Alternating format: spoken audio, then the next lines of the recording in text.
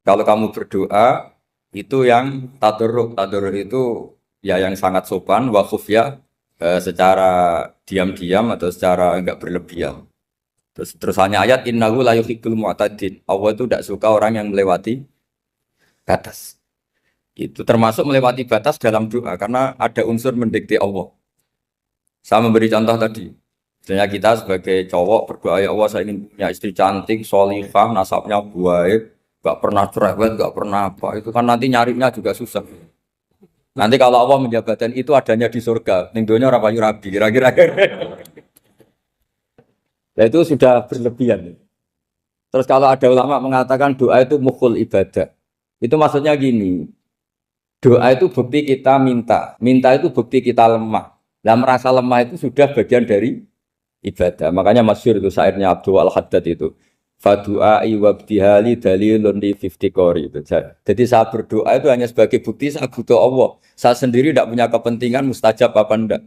Jadi wali-wali yang mengatakan doa itu mukhul ibadah sebetulnya itu malah wali-wali yang dari awal enggak kelintas disembadani apa enggak. Butuhnya dia itu menunjukkan bahwa saya ini lemah. Buktinya posisinya minta. Itu yang dimaksud mukhul ibadah. Tapi kalau kita berdoa terus posisi kita protes. Katanya kamu baik ya Allah, engkau baik. Ternyata enggak juga. Buktinya semua doa saya enggak kamu kabulkan. Wah, ini malah doa kriminal. Jadi yang dimaksud mukhul ibadah itu doa itu bukti minta. Minta itu bukti lemah. Makanya ada syairnya Abdul Al-Haddad maksud fadu'a iwabdihali dalilun li fif tikoh. Jadi saya minta engkau ya Allah itu bukti saya butuh. Jadi itu bukan dua hal yang harus dipertentangkan. Jadi kalau doa dikatakan apa? Ibadah karena di doa itu minta. Nah, minta itu bukti merasa kita lemah. Berarti kita sa'il Allah mas'ul. Kita minta Allah yang kita mintain.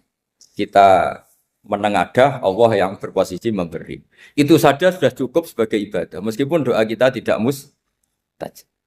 Karena memang tadi seperti itu. Kalau di ilmu-ilmu tasawuf itu apa ya? Doa itu memang benar-benar sudah mukul ibadah karena tadi perasaan merasa butuh sama Allah itu. Nah, merasa butuh itu, nah kalau kita berdoa merasa butuh sama yang kita minta, itu dalam ilmu tasawuf sudah kriminal, berarti kamu lebih butuh makhluknya. Misalnya begini ya, saya ingin punya rumah bagus, terus setelah punya rumah kredit saya utangnya banyak. Sebetulnya saya itu tidak pernah ingat Allah, gara-gara utang banyak, kredit jatuh tempo, terus melibatkan Allah. Ya Allah saya ini utang banyak, ini, terus tolong dibayar. Sebetulnya saya itu ingat utang. Cuma Allah tak libatkan kan. Lah itu tidak akan jadi wali. Yang jenis ini tidak akan jadi wali. Saya ingin jadi dosen. Melibatkan siapa ya nanya? Melibatkan Allah terus malam-malam bangun melibatkan Allah. Itu artinya apa? Kamu itu lebih ingin yang kamu minta ketimbang ingin Allah. Kalau wali itu enggak gitu, kangen Allah. Terus tahu Allah itu zat pemberi, karena tahu Allah zat pemberi terus minta. Maka yang dikangen itu ya Allahnya dulu. Kalau kita kan enggak punya kasus dulu, punya keinginan banyak dulu. Baru ingat siapa yang bisa ya. Oh Allah. Allah kita libatkan. Ya untungnya Allah baik, mau ramal utang bukan mikir. Untungnya Allah enggak jawab itu. Jadi itu bedanya wali. Kalau wali itu kangen Allah dulu, baru minta. Kalau kita enggak, banyak masalah dulu, baru melibatkan Allah. Nah yang jenis ini tuh bahaya, kalau nggak disembadani mesti ngomel ya. Gusti katanya kalau yang minta kamu kabulkan, ternyata ini enggak. Nanti kalau Allah jawab, kamu itu tidak kangen saya, kamu itu kangen uang, kangen perempuan cantik yang kamu inginkan. Terus kamu melibatkan saya. Urusannya apa saya dengan itu, Pak? Makanya tidak usah nuntut karena awalnya sudah salah. Ya saya kira itu ya. Jadi ada ayat apa? Ud'u rabbakum tadarru'aw wa khufyah, terusannya apa? Innahu la yuhibbul mu'tadin. Itu di semua tafsir dikatakan Allah gak suka orang yang berlebihan dalam doa. Berlebihan tadi, misalnya minta sesuatu yang terlalu besar atau permintaan kemarin saja lanu addi syukroh, kita tidak bisa memenuhi mensyukuri, sudah minta lagi. Misalnya seorang jomblo, targetnya kan asal payu nikah. Tapi setelah nikah bayangkan istrinya sholihah, tidak cerewet, itu kan berlebihan. Hilang status jomblo saja belum kamu syukuri kok sudah minta macam-macam. Jadi harusnya kan syukur dulu ya. Sekedar laku nikah ini kan ada syukur yang harus seperti jadi dosen juga gitu. Sekedar jadi dosen harus kita syukuri dulu karena menjadi kita tidak nganggur. Itu kan satu harkat sosial yang luar biasa. Jangan tahu-tahu sudah hari kedua cari intensif, cari ini itu, syukurnya aja belum sudah kemana-mana. Lah itu sudah mu'tadin, sudah melebihi apa? Batas. Ya saya kira. Jadi begini ya masalah pendidikan ya. Kalau saya jawab pakai ilmu hakikat saja karena ini keahlian saya.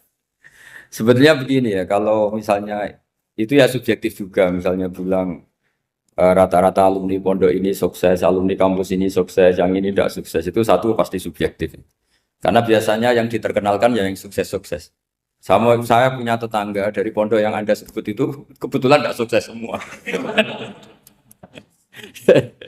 Itu jantogo saya sampai ngeluh. "Gus, saya ini gimana kok? Ya, ya sudah seperti itu kan subjektif.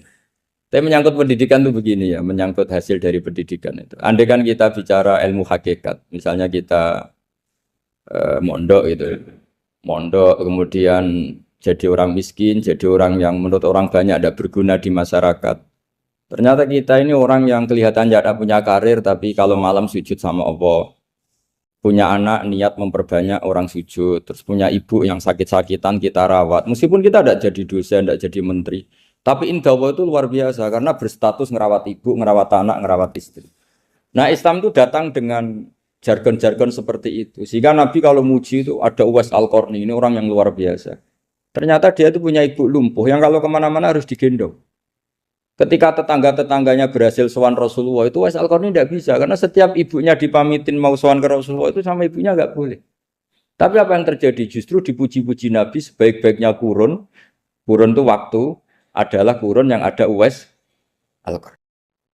Saya punya teman, ini kisah nyata, saya berkali-kali ngisi ngaji di komunitas ulama. Ini mungkin tidak bagus untuk kampus, tapi harus saya utarakan supaya ya kita evaluasi. Saya bilang gini, saya ini jadi kiai itu sering iri sama orang goblok. Orang goblok itu barokah kata saya gitu. Itu kiai-kiai kaget semua karena saya bilang orang goblok itu barokah. Saya beri contoh gini, misalnya saya pinter, terus juara MTQ, juara hafal Quran atau juara baca Quran secara tartil. Ujung-ujungnya saya dapat apa? Hadiah umroh atau apalah, atau hadiah rumah atau apa. Pertanyaannya adalah mendapat. Saya ulang lagi, mendapat.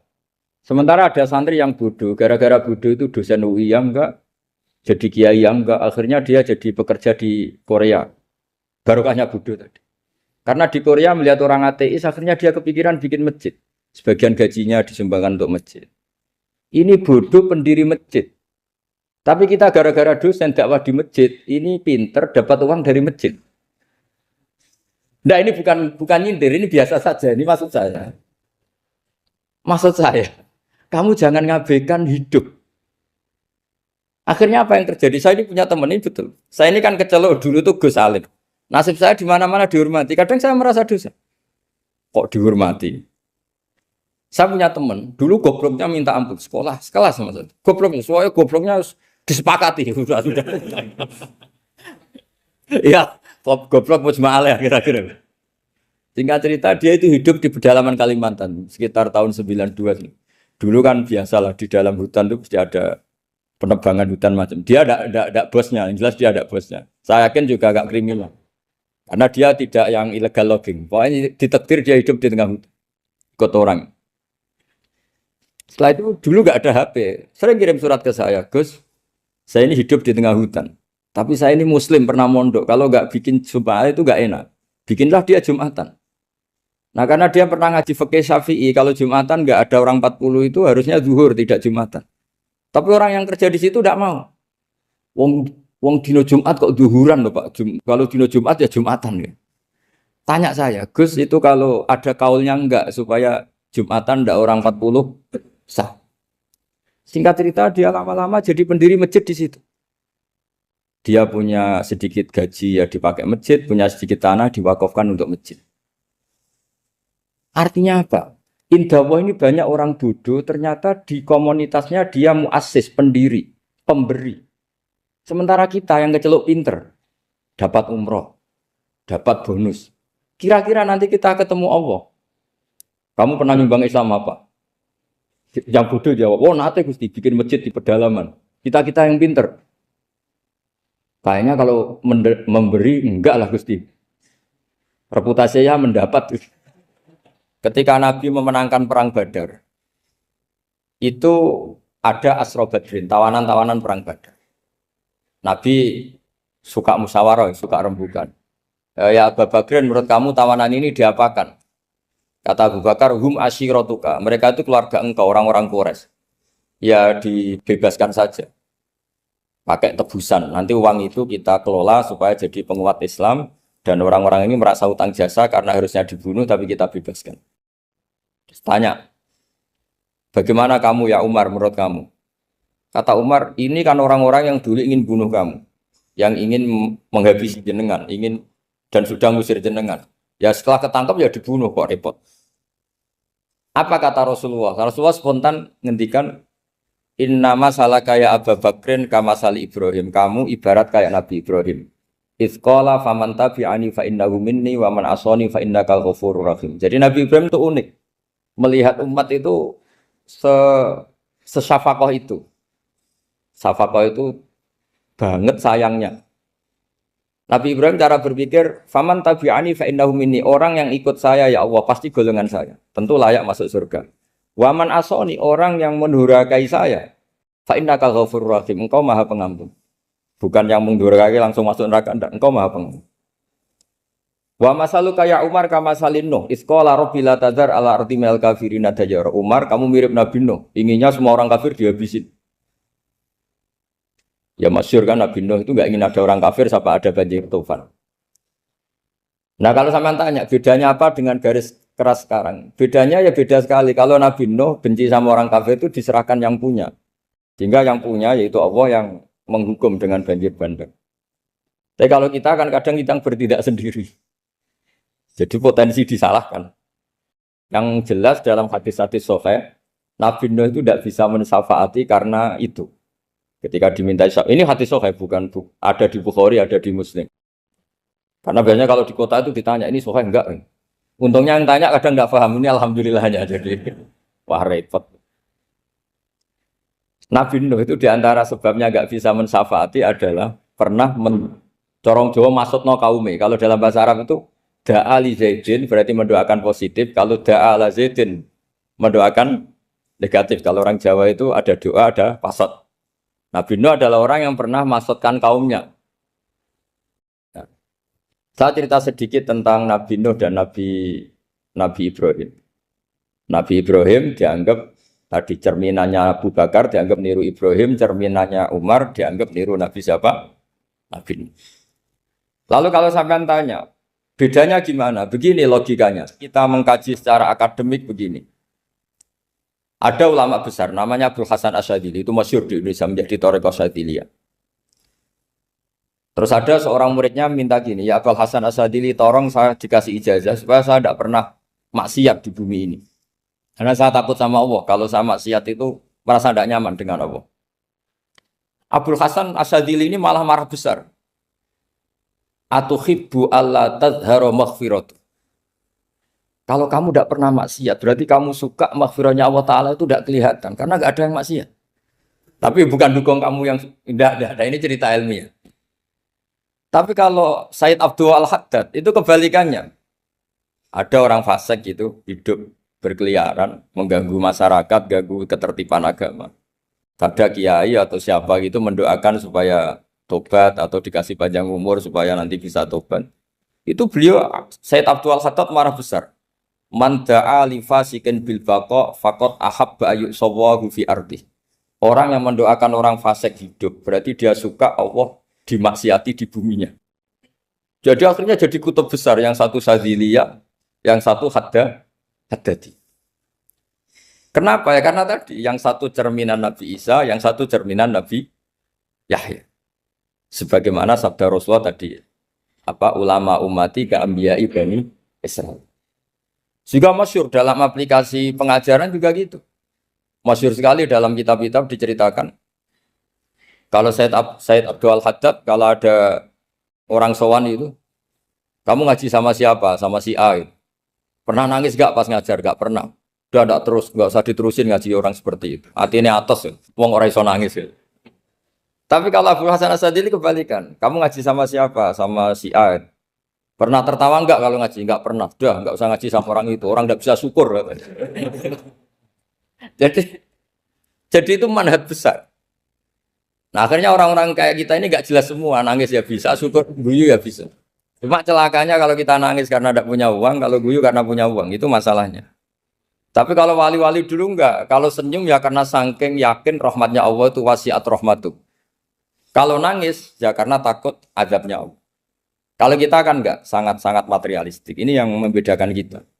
Sebenarnya nangis dan senyum itu satu keharusan karena Allah punya madharul jalal. Ketika Allah dengan sifat keagungannya, maka kita ini cara Jawa serako bersenyum.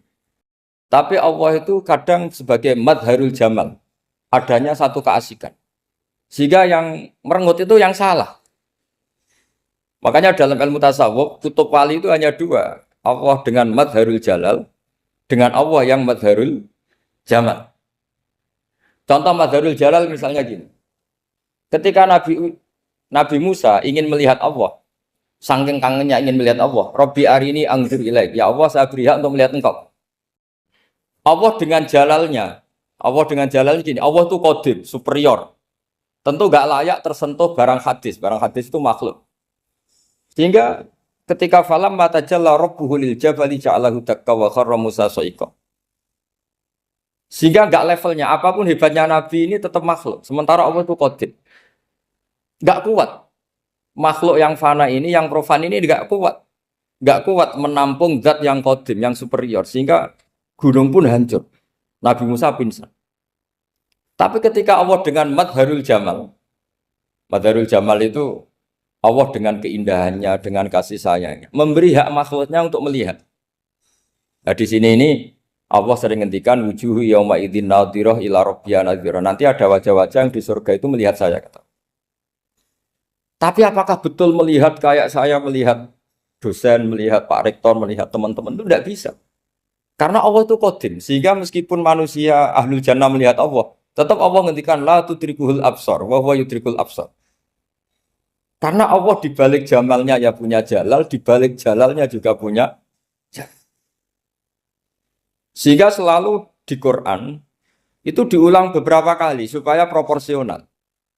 Nah, kenapa ahli sunnah tetap berkeyakinan Allah bisa dilihat? Logikanya begini. Fa inna kulla maujudin yasihu ayyura. Allah itu zat sing nyata-nyata wujud dan punya eksistensi. Di mana-mana sesuatu yang wujud itu layak untuk bisa dilihat. Lalu pertanyaannya gini, kenapa kita tidak bisa melihat sekarang kok nunggu di akhirat? Karena mata kita sekarang itu profan, fana. Sementara kita setelah di surga, tubuh kita didesain abadi. Ya saya ulang lagi ya, setelah kita di surga, semua fisik kita ini didesain abadi. Tentu karena desainnya sudah abadi, layak melihat zat yang abadi. Tapi pertanyaannya, kenapa tidak bisa ikhatoh, tidak bisa melihat sampai faham, la tudrikul absar? Karena abadi kita itu diabadikan. Sebagaimana surga abadinya diabadikan. Neraka ya diabadikan. Sementara Allah abadi dengan dirinya sendiri, yaitu Al-Qayyum, atau dalam bahasa ngajinya Qiyamuhu binafs. Nah lalu pertanyaan, makanya Mu'tazilah itu menentang betul kalau orang di surga bisa melihat Allah. Cara berpikir Mu'tazilah, melihat itu artinya yang dilihat ada arahnya, sementara Allah terbebas dari arah. Tapi kata ahli sunnah cara berpikir tidak seperti itu. Melihat itu pokoknya tahu.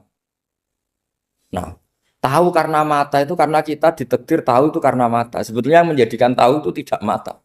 Ya kalau tahu ya tahu saja, bukan harus pakai mata. Itu cara berpikir ahli sunnah wal jamaah. Jadi saya beri ya bocoran. Kenapa mazhab ahli sunnah itu yang dipilih oleh banyak mayoritas di dunia, jumhur itu. Ahli sunnah itu dianggap pikirannya lebih orisinal. Misalnya ahli sunnah kalau ditanya, kenapa kamu melihat? Ya melihat saja. Kenapa kamu mendengar? Ya mendengar saja. Kesannya itu tidak rasional, kayak orang yang nggak pinter itu. Tapi sebetulnya itu yang benar. Jadi cara berpikir ahli sunnah itu melihat itu menjadi tahu. Menjadi tahu itu bisa karena mendengar, bisa karena melihat, bisa karena dikasih tahu, bisa karena bersentuhan. Sebab itu di Quran itu ada ayat ala ya'lamu man khalaqa, bukankah zat yang menciptakan itu menjadi tahu. Sehingga kenapa Allah itu selalu tahu? Karena Allah yang menciptakan. Kalau kamu tahu karena mata, sekali itu jauh, maka kamu tidak melihat. Atau kamu sekarang buta, kamu tidak melihat. Atau tertutupi barang itu, maka kamu tidak melihat. Tapi kalau kamu tahu karena kamu menciptakan, maka akan melihat terus. Misalnya saya ini tukang batu. Saya ingat betul ketika saya bangun Monas, itu pulpen saya tak tanam di dalam Monas. Saya ingat betul kalau pulpen saya warnanya putih, tak tanam di Monas 2 meter dari pondasi. Setelah saya pulang ke Jogja ditanya, di dalam Monas ada apa? Ada pulpen. Posisinya 2 meter dari pondasi. Kenapa saya tahu? Karena saya yang menciptakan. Nah, karena menciptakan ini sehingga tahu saya akan terus-menerus. Tapi kalau tahu karena mata sekali barang itu tertutupi, nggak tahu. Misalnya saya tahu jenengan karena dekat sekali jenengan kemana-mana saya sudah tidak tahu. Tapi kalau saya menaruh sesuatu di tubuh Anda, sehingga kamu kemana-mana tetap tahu bahwa barang itu ada di tubuh. Nanti kalau ada yang protes, tapi bisa saja Gus barang itu dicuri orang kemudian Anda tidak tahu. Yang menjadi tidak tahu karena saya sudah tidak menciptakan suasana itu. Selagi saya yang menciptakan, maka akan tahu terus. Nah, tapi karena Allah ini menciptakan semua yang ada di bumi, maka Allah tahu terus. Jika Allah tahu cara bikin kuman, terus tahu bahwa manusia itu punya kuman, kumannya punya organ, organnya juga punya kuman. Mesti gak kebayang. Kamu bayangkan kayak, makanya Allah itu kalau cerita sederhana, innallaha la yastahi ayyadriba mathalam ma ba'udatan fama fawqaha. Allah itu tidak malu bikin perumpamaan nyamuk, karena nyamuk itu lebih dahsyat timbang gajah. Para pematung itu disuruh bikin gajah masih mampu. Bikinkan patung gajah, mungkin masih sanggup. Tapi kalau tak suruh bikin patung nyamuk, nggak usah bikin hidup, patungnya saja sekecil itu. Padahal nyamuk kecil itu punya organ tubuh. Lalu bikinnya organ tubuh nyamuk itu kayak apa? Organnya punya kuman, kumannya punya organ, organnya juga punya kuman. Sehingga orang-orang alim itu baca nyamuk itu lebih jadi ayat Allah ketimbang melihat dinosaurus. Tapi sekarang orang itu nggak tertarik ceritanya. Jadi beda perasaannya orang alim sama orang awam. Kalau orang awam tuh melihat mukjizat kan yang dasar-dasar kayak dinosaurus, gajah, wow gitu. Kalau orang alim nggak, malah melihat nyamuk. Kealiman seperti itu terjaga di umatnya Muhammad, di umatnya Rasulullah Muhammad SAW. Karena ketika umat ini nggak ditumbuhi para nabi, itu Allah menjamin Muhammad, ulama umatmu nanti punya kemampuan seperti nabi. Tentu tidak dalam keutamaan ya, keutamaan tentu nggak sekelas sama Nabi. Kenapa itu terjadi? Karena tadi para Nabi ini mewakili sekian. Kalau kita sangat mencintai Indonesia, maka kita akan tegas siapapun yang ingin menghancurkan Indonesia. Itu kira-kira cerminan Nabi Nuh. Kalau kita sangat mencintai Allah, maka kita akan benci sebenci-bencinya sama orang yang mendurhakai Allah. Tapi masalahnya, Allah yang kita cintai itu memaklumatkan diri kalau bersifat ghafur, pengampun. Jika kalau kita terlalu kasar, ini kan yang kita cintai bersifat ghafur kok kita kasar. Di sini Nabi Ibrahim. Beliau sangat mantel sekali sama yang durhaka sama Allah. Tapi mau mantel gimana? Zat yang mengajarkan itu bersifat ghafur. Maka kita mau tidak mau. Makanya ada riwayat mengatakan takhallaku bi akhlaqillah, kamu bertata krama kayak akhlaknya Allah. Akhirnya ya sudah, kita mau apa coba? Kira-kira kalau kamu mencintai seseorang, itu potensinya akan dua, protektif. Ada telepon, itu dari siapa? Cewek atau cowok? Protektif. Itu bukti cinta apa bukti suudon? Kan tidak tahu. Tapi misalnya kamu cinta perempuan terus, WA-an sama lelaki gak apa-apa, jalan sama lelaki gak apa-apa, sama masa lalunya pacarnya juga gak apa-apa. Itu cinta apa pembiaran? Kan sama-sama gak jelas. Nah kira-kira mencintai Allah itu kira-kira analoginya seperti itu. Kalau yang satu protektif, Allah harus zat satu-satunya yang disembah. Gak boleh didurhakai, gak boleh dikhianati. Sehingga ini sangat keras sekali. Nah, ini Nabi Nuh. Di sini ada Nabi Ibrahim. Karena orang yang zat yang kita cintai bersifat ghafur. Jika kalau kita terlalu tegas beda dengan sifatnya Allah yang bersifat ghafur. Nah umatnya Nabi seperti itu mulai dulu. Ada yang moderat, ada yang keras, ada yang setengah keras, setengah moderat. Ada yang ngambil sikap, oh udah mangan turu, ngenteni mati. Itu lebih baik itu timbang punya istihad tapi gak jelas, mendingan Itu ada riwayatnya, suatu saat ibadah akhir umatku terbaik adalah tidur. Maksudnya tidur itu gak ngambil sikap, masyhur itu. Saya beri riwayat yang ada di Bukhari Muslim. Satakunu fitanun. Al-qa'id fiha khairun al-qa'im wal-qa'im fiha khairun al-masi wal-masi fiha khairun nasai. Nanti di akhir zaman itu banyak fitnah. Kata Rasulullah, yang duduk lebih baik ketimbang yang berdiri. Yang berdiri lebih baik ketimbang yang jalan. Yang jalan biasa lebih baik ketimbang yang jalan bergegas. Man tasyarrafa laha tastasrifu. Fitnah itu adalah siapa yang terlibat maka akan semakin parah. Sehingga semenjak itu ulama berpikir nanti di akhir zaman kalau ada fitnah, itu sebaiknya orang ngambil sikap sepasif-pasifnya, secuek-cueknya. Jadi semua syurahul hadis sepakat makna hadis ini apa? Orang disuruh sikap secuek-cuek.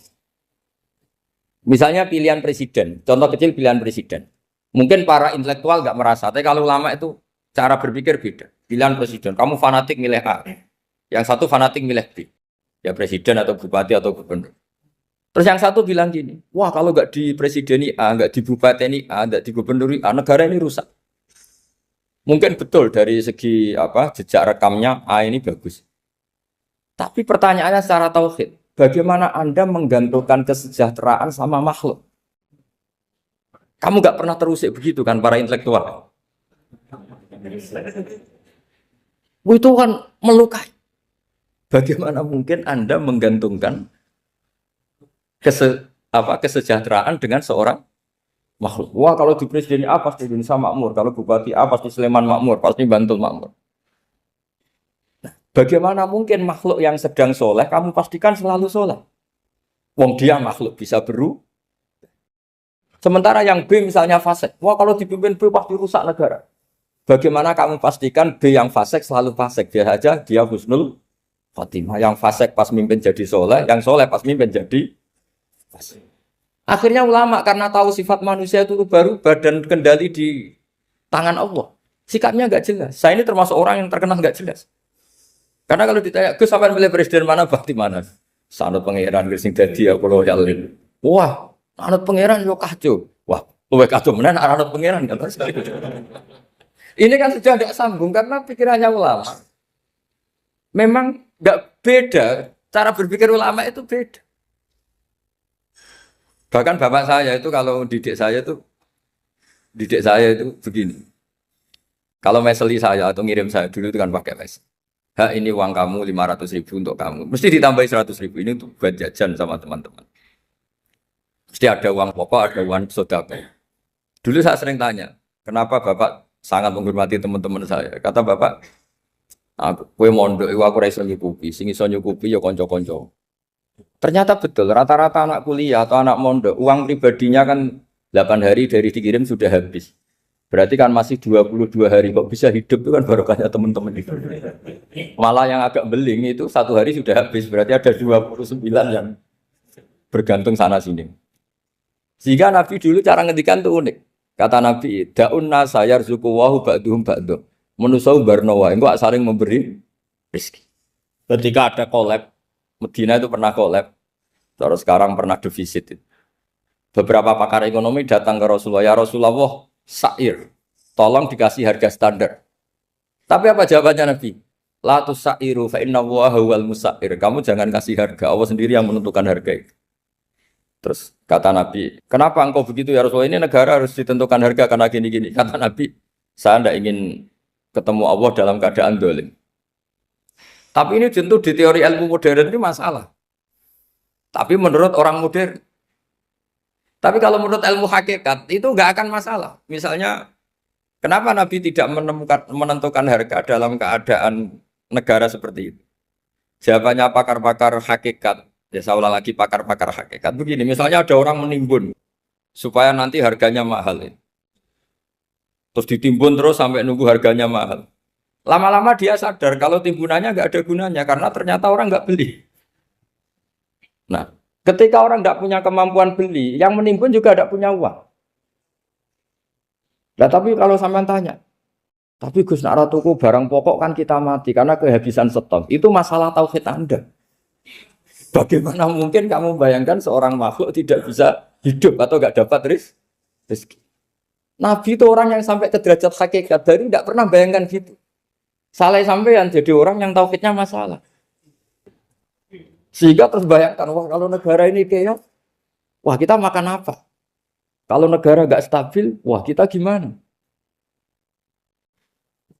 Itu tidak bisa seperti itu. Dulu ketika kita dijajah Belanda, itu kiai-kiai kita, Mbah Hasyim Asy'ari, Mbah Ahmad Dahlan, mondoknya di Mekah. Sampai alim alama, dua beliau, Mbah Hasyim sama Mbah Ahmad Dahlan itu ngajinya sama-sama Syekh Khotib Minangkabau. Cuma Mbah Hasyim lebih menekuni ke Syekh Mahfud Termas, yang satu menekuni Syekh Khotib Minangkabau. Jadi dua beliau itu ngaji di guru yang sama. Mbah saya, buyut saya itu ya sudah mondok Mekah. Zaman dijajah Belanda. Sekarang kita agak dijajah, agak mondok di sana. Buyut saya itu zaman itu sudah haji. Buyut kelima saya. Itu dulu kalau ingin cari tempat yang teduh, itu masuk ke gua. Itu masuk gua itu hanya kepalanya saja. Kakinya masih di luar. Karena gua di Arab tidak seperti gua di sini. Kalau gua di sini kan orang bisa masuk semua. Kalau gua Arab kan hanya celah-celah batu-batu besar. Sehingga ketika Rasulullah hijrah ke Madinah, singgah di Gua Sur, kata Abu Bakar gimana? Andai kan ya, ada orang kafir di depan gua. Kata Abu Bakar gimana? Andai kan mereka melihat kakinya, pasti melihat kita. Karena gua di sana itu satu tubuh tidak bisa masuk penuh. Kalau gua di sini kan ada yang mobil saja bisa masuk. Nah itu bahasa ya kalau mau istirahat itu masuk gua, separuh badan di dalam gua, separuhnya masih di. Nah sekarang terus kita bilang, wah kalau kita negara tidak stabil, kita haji kemana dulu? Zaman dijajah Belanda kita. Jadi yang berusaha terangkan di antara sifat dasar orang-orang baik adalah di mana saja, kapan saja itu memberi manfaat. Termasuk tentu saat paling sulit. Jadi Nabi Isa menceritakan dirinya itu wa ja'alani mubarakan nama kuntu, saya ditakdir Allah berada di mana saja memberi berkah, memberi kemanfaatan bagi orang lain. Ada beberapa cerita tentang Nabi Isa. Jadi perlu diketahui ada 3 nabi yang seperiode. Satu Ibrahim dan Nabi Lut. Ibrahim itu sama Nabi Lut itu pernah paman. Kedua Nabi Musa dan Harun. Sebetulnya yang jadi nabi itu Nabi Musa, tapi Nabi Musa karena alsak, lisannya Anda jelas, minta Nabi Harun, ya tentu minta kepada Allah supaya Nabi Harun jadikan nabi. Terus ketiga, Nabi Isa dan Yahya. Yahya bin Zakaria, terus Isa ini pernah keponakan Zakaria. Kira-kira kalau di Jawa ya misanan antara Yahya dan Jawa Isa. Jadi ada 3 nabi yang seperiode. Tapi yang paling berkompeten, yang sederajat kira-kira seperti itu hanya Isa dan Yahya. Karena Nabi Lut dan Nabi Ibrahim itu beda level. Karena Lut ini pernah keponakan, jadi hubungannya kira-kira yang murid dan guru. Terus Musa dan Harun itu juga nggak level, karena Nabi Harun ini jadinya Nabi itu atas permohonan Nabi Musa. Sehingga meskipun Harun itu kakaknya, tapi nggak berani bantah. Jadi Nabi Musa itu dalam cerita, beliau itu alsak. Alsak itu lesannya agak kedal. Tapi ini alsak yang barokah. Jadi dulu ceritanya Musa kecil karena dia seorang nabi, beliau seorang nabi. Itu kalau melihat Fir'aun itu mangkelnya bukan main. Padahal kecilnya dirawat Fir'aun. Singkat cerita mulai kecil sudah usil. Kalau melihat Fir'aun itu ya jenggotnya dipakai mainan. Pokoknya nakal. Lama-lama Fir'aun curiga, dasar orang Israel. Nabi Musa ini turunan Israel. Lama-lama Fir'aun itu yakin kalau itu sengaja. Akhirnya Fir'aun mau membunuh Musa. Terus kata istrinya Fir'aun, Musa itu masih anak kecil. Jadi seperti itu ya bawaan anak kecil, bukan bawaan kebencian terhadap orang Kipti, orang Mesir. Kalau dalam bahasa kitab kuno Mesir itu Egypt Al-Kipti, makanya disebut Maria Al-Kiptiyah. Kalau orang sekarang bilang Egypt itu bahasa kunonya Mesir itu Al-Kiptiyah. Nah, memang secara bahasa Arab Mesir itu nggak mungkin, bahasa Arabnya Mesir itu nggak mungkin karena Misro itu maknanya kota. Jadi kalau kamu bilang kamu kemana, ke Misro, ke kota, lah ya kota mana, ya kota Mesir, itu bisa debat kusir. Jadi ya kayak kita lah, kita sekolah di mana? Di madrasah. Madrasah terjemahnya apa? Sekolah. Nah, kemudian oleh istrinya Fir'aun ya gini saja, buktikan kalau Musa itu masih anak kecil. Masyhur itu dalam cerita dikasih bara api sama apel. Sebenarnya Musa kecil ini sudah pinter mau milih apel. Sama malaikat Jibril diarahkan tangannya itu ngambil apa? Bara api terus dikunyah. Itu yang menyebabkan lisannya Musa itu alsak, agak pelat. Nah, ketika jadi rasul itu akan repot karena nanti harus pakai penerjemah. Jadi seorang rasul tapi lisannya tidak apa? Cakap. Akhirnya Nabi Musa realistis ngendikan ketika diutus wa akhi Harun wa afsahu minni lisanan fa arsilhu ma'iyarid ayyusaddiquni inni akhafu ayyukadzibun. Ya Allah, saudara saya Harun itu lisannya lebih fasih.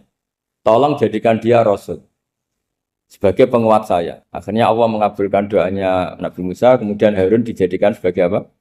Rasul. Sehingga meskipun satu angkatan, Harun dan Musa ini enggak level. Artinya enggak level itu ya Harun yang takut Musa.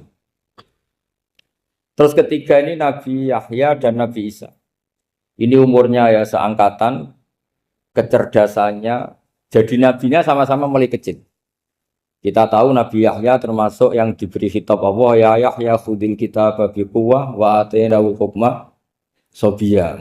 Yahya berpeganglah kitab secara kuat dan dia saya kasih kenabian ketika kecil. Sama dengan Nabi Isa yang disebut wa yukallimun nasa fil mahdi wa kahla. Sehingga karena selevel dua nabi ini menjadi figur besar dalam manhaj, dalam metode dakwah. Dua karena masih misanan tadi, kalau Jawa kira-kira mirip misanan. Dua nabi ini kalau memilih satu kampung, itu kalau Nabi Yahya itu milih kalau singgah di satu kampung, Nabi Yahya mesti tanya, orang sini yang paling soleh siapa, yang paling baik siapa. Ya terus singgah atau nginap di rumahnya orang baik tadi. Tapi kalau Nabi Isa enggak, orang sini yang nakal siapa, yang paling beling siapa. Terus Nabi Isa singgah di situ. Akhirnya ada pertanyaan dari Nabi Yahya, lima tanzilu ala syirarin nas. Kenapa kamu selalu singgah di orang-orang nakal? Syiror itu orang-orang nakal. Masyhur itu Nabi Isa menjawab, ana tabibun udawil mardo. Di mana-mana Nabi itu ibarat seorang dokter, kerjaannya tentu menyembuhkan orang-orang yang apa? Sakit. Jadi dua Nabi ini sering berdebat, tentu debat yang baik, dan itu menjadi cara Jawa itu punjeri ilmu. Jadi manhaj ilmu besar antara Yahya dan Isa. Begitu juga Nabi Yahya itu kelihatan agak rileks, panik, saking takutnya sama Allah. Kalau Nabi Isa itu rileks, pokoknya kumpul orang-orang nakal itu ya rileks. Akhirnya ada dua pertanyaan sekaligus nanti jadi dua manhaj. Kenapa kamu sering sering kalau bahasa Arab itu abasa ya. Terus yang Nabi Yahya balik bertanya, kenapa kamu sering senyum, sering tertawa? Kenapa memangnya terus? Ka'annaka ta'manu min makrillah. Kamu sering senyum kayak kami sudah terbebas dari azab Allah, dari ditegur Allah, seakan-akan kamu orang paling benar yang enggak akan salah. Nabi Isa balik tanya, sama kamu sering masam, sering merut, ka'annaka taqnatu min rahmatillah, seakan-akan kamu putus asa dari rahmatnya Allah. Sehingga kemudian itu jadi manhaj besar. Kalau terlalu senyum, ya dianggap orang yang kayak nggak punya perasaan dosa. Tapi kalau terlalu masam, terlalu merenggut, seakan-akan rahmat Allah itu terbatas. Sehingga seakan-akan Allah itu rahmatnya nggak cukup lah untuk mengelola manusia ini. Sehingga itu jadi metode besar yang masyhur itu dalam sebuah hadis Nabi ngendikan, ulama ummati ka anbiya Bani Israil. Ulama umatku itu kapasitasnya atau fungsinya atau manfaatnya setingkat nabi-nabi Bani Israil. Karena ketika umat ini enggak ditunggui para nabi setelah Rasulullah SAW, itu yang nunggui hanya ulama. Tapi ulama ini sudah cukup mewakili para nabi Bani Israil. Dan banyak syurrahul hadis, para menyarah hadis mensarahkan, Nabi tidak ngendikan ulama ummati kamisli seperti saya, tapi ka'ambiyai Bani Israel, bagaimana nabi-nabi Bani Israel. Nabi Bani Israel itu macam-macam. Termasuk ada yang tidak nikah, yaitu yang bernama Yahya dan Isa. Delala umatnya Nabi itu ada orang alim alamah yang ilmunya melegenda, yaitu namanya Imam Nawawi. Itu tidak nikah. Sampai kapundut. Meskipun dalam ajaran syariatnya Nabi, nikah sunnati, tapi selalu ada orang yang ditakdir tidak nikah. Karena masyhur, karena sibuk ngurus ilmu. Bukan karena tidak laku, yang jelas itu bukan karena tidak laku. Imam Nawawi itu ganteng, orangnya ya normal. Tapi karena sibuk nulis, beliau sampai kapundut itu tidak nikah. Imam Sibawayh itu suka sekali sama ilmu, menjadi istri utamanya ya ilmu. Dia ganteng, Sibawayh itu maknanya tuh apel, dia ganteng sekali, sampai banyak cewek yang senang. Akhirnya dia nikah. Saya nggak pernah dikumpulin. Dia belajar terus. Ketika beliau ke pasar, dulu nggak ada supermarket, beli kertas, kitabnya dibakar semua sama istri. Dikira istrinya terus mencintai dia, malah diceraikan. Itu siapa Imam Sibawayh. Terus ada umatnya Nabi yang paling unik di dunia. Mungkin Pak dosen, saya kiai pun nggak bisa niru. Ada orang tuh ganteng sekali, istrinya cantik sekali. Itu tahu-tahu sudah 10 tahun tidak pernah hubungan suami istri. Karena ketika si suami itu tahu istrinya cantik, itu langsung sholat sujud syukur, sholat terus. Saking senengnya punya istri cantik. Yang istrinya cantik juga solihah, tahu suaminya ganteng ya terus sholat terus syukur. Itu sampai berhari sampai bertahun-tahun. Terus ketika ketemu, cocokan, dek kita sudah nikah berapa? Terus dilihat, kayaknya sudah 10 tahun, tapi tidak pernah hubungan. Oh itu nggak kebayang, itu ganteng sama cantik. Kalau jelek sama jelek itu mungkin. Yang satu villa naudzubillah, satu itu kan nunggu rafa saja. Ini nggak ganteng sama cantik. Nah kenapa kualitas ulamanya Rasulullah itu bisa seperti Nabi Bani Israel? Karena agama ini, umat ini sudah tidak ditunggui para nabi. Jika mau tidak mau kualitas ulama, alhamdulillah barokahnya Nabi itu berkualitas kayak nabinya Bani Israel. Soal kebahagiaan, nenek moyang pulau jenengan tuh anaknya banyak, dijajah Belanda, jajah Jepang, ya nyatanya anaknya banyak-banyak. Itu kira-kira bahagia bangga. Nah, artinya gini ya, tentu kita tidak ingin dijajah itu tentu ya, tapi kita ini selalu latah. Wah kalau ekonomi jatuh kita makan apa? Kalau kita dijajah kita tidak perlu seperti itu. Rahmatnya Allah Ta'ala itu akan adrokatna. Rahmatnya Allah Ta'ala akan menemukan kita. Apapun kondisi kita, apapun keadaan kita. Ini cara berpikir tauhid. Sehingga Nabi itu tidak pernah bayangkan umatku narata tunggoni piye, ditunggoni Allah.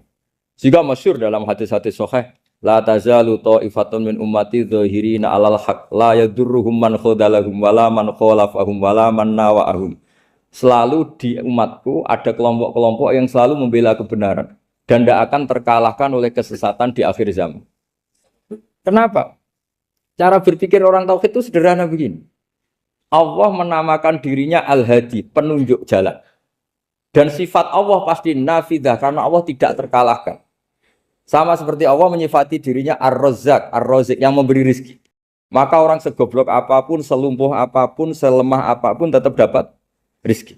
Sama, Allah mensifati dirinya Al-Hadi, memberi petunjuk. Maka zaman serusak apapun orang tetap dapat petunjuk. Sehingga kita tidak perlu khawatir, wah nanti zaman kalau sudah rusak nasib Islam gimana? Ya coba sekarang, nasib Islam gimana? Ya baik-baik saja. Dulu ditunggoni wali songo ya banyak orang Islam, sekarang nggak usah wali songo. Ditunggu dosen-dosen yang ngajar aja nunggu digaji. Kiai pidato ya ada yang beri salam template. Itu kalau nuruti definisi ikhlas itu tidak ada yang masuk. Tapi meskipun demikian agama juga jalan. Kenapa agama ini jalan? Karena Allah Al-Hadi, penunjuk jalan. Ketika Allah mensifati dirinya penunjuk jalan dan sifatnya Allah pasti nafidah, pasti terjadi. Karena Allah tidak pernah gagal. Sehingga agama ini akan ada terus sampai akhir zaman. Coba Amerika kayak apa? Islamofobia. Di Amerika tambah lama tambah banyak Islam. Eropa juga gitu. Australia juga gitu. Anda kan nuruti teori sosial. Sudah dunia sudah materialistik kayak gini. Orang dohirnya itu akan meninggalkan agama. Nyatanya tidak juga. Saya pernah di Korea seminggu. Itu di negara ateis. Itu TKI ke sana tuh nyari uang. Ternyata ya kepikiran bikin masjid, bikin komunitas Islam. Coba siapa yang menggerakkan hati itu? Hanya Allah Subhanahu wa Ta'ala. Ya, jadi cara berpikir tauhid saya ulang lagi, saya mohon sekali di pengajian ini saya cerita wajah alani mubarakan aina ma kuntu. Jadi cara berpikir sekian nabi, terus kita punya karakter tertentu, kita milih nabi ini itu sah. Karena ulama ummati ka ambiyai bani Israel. Ulama umatku itu ibarat kayak nabi bani Israel. Jadi ada yang milih tadi. Seperti Nabi Isa fokusnya ngurusi orang-orang nakal. Itu juga bagus karena di mana-mana nabi itu seperti dokter. Tapi Nabi Yahya hanya berkawan sama orang-orang soleh. Mudah-mudahan apa yang telah disampaikan tadi bisa menambah keimanan kita dan ketakwaan kita kepada Allah Subhanahu wa taala. Assalamualaikum warahmatullahi wabarakatuh.